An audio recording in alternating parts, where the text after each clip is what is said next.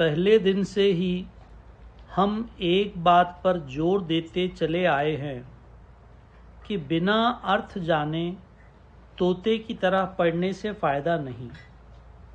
हम दुनिया में चारों ओर यही देखते हैं।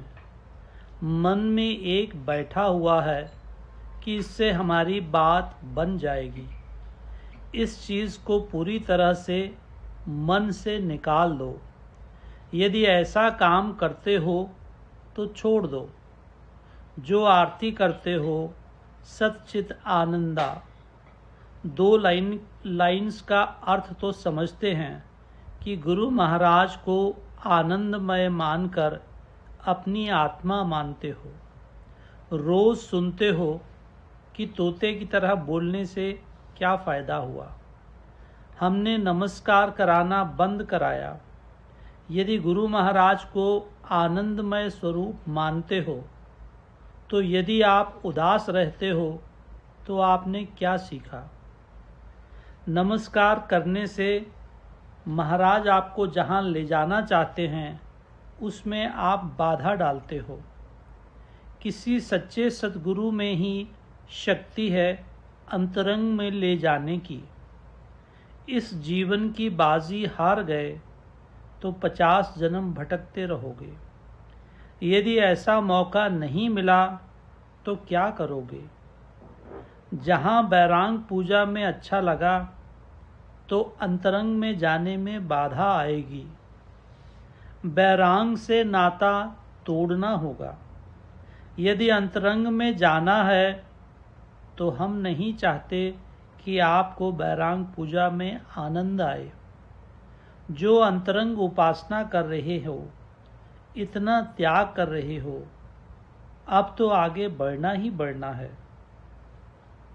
दुनिया से सबक लेने की ज़रूरत है। गुरु महाराज का खजाना भरा हुआ है, पर लेने का अधिकारी बनना चाहिए। यदि देने वाला तैयार है तो लेने वाला क्यों कंजूस बने। खाली पढ़ने से काम नहीं बनता। कई लोग नागपुर में ही हो जो तोते की तरह इस आरती को गाते हैं, पर करने की विधि बनाई है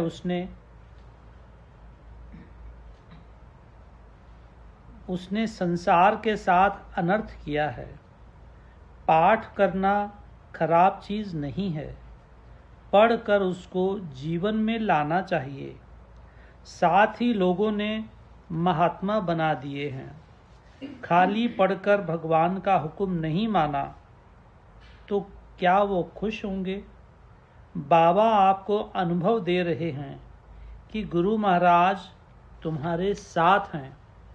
स्वप्न में आदेश दे रहे हैं तो इसका मतलब है कि वे तुम्हारे अंदर हैं। गुरु महाराज सच में हमारी आत्मा हैं।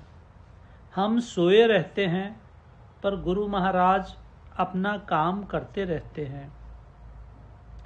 कौन ये सब दिखा रहे हैं, वही सच्चित आनंद का मतलब है।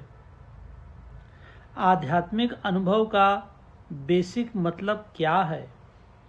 गुरु महाराज सर्वव्यापी हैं।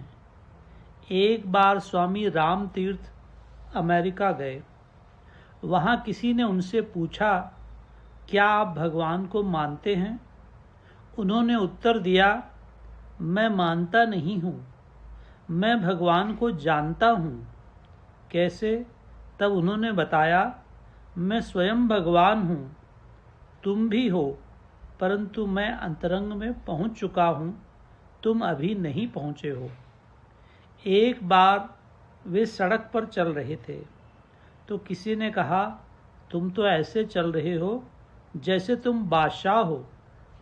तब उन्होंने उत्तर दिया, सच कहता हूँ, राम बादशाह हूँ, मैं शरीर नहीं हूँ, मैं सर्वव्यापी हूँ।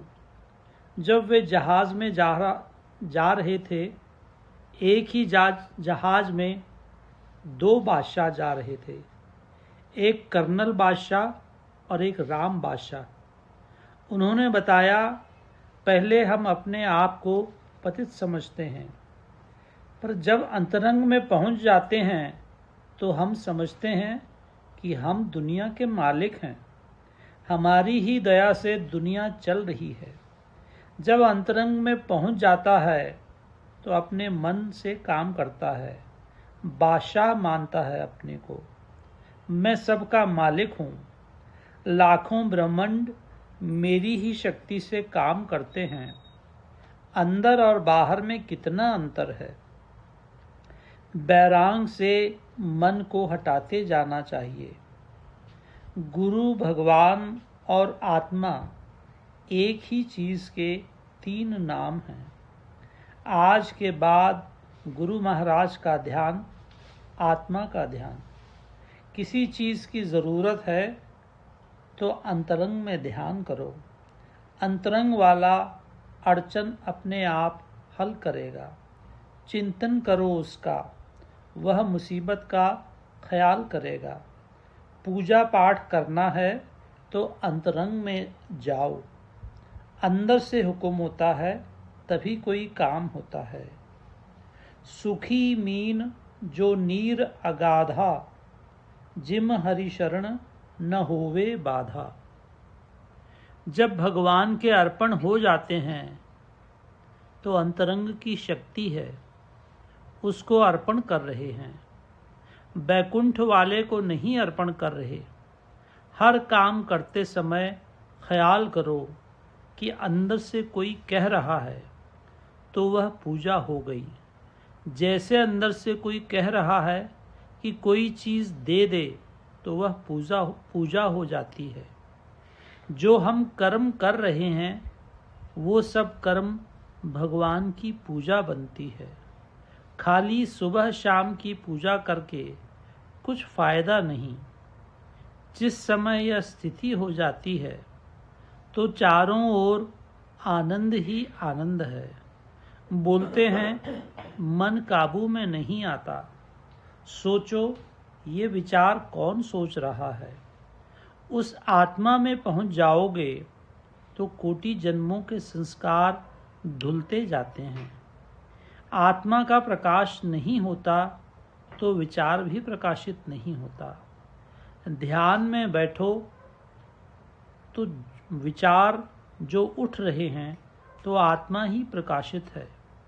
आत्मा एक है, हर जीव में रमी हुई है, सर्वव्यापी परम प्रकाशमय है, निर्विचार है, निर्विकार है, अपने आप में स्थित है। शरीर भी आत्मा के सहारे खड़े हैं।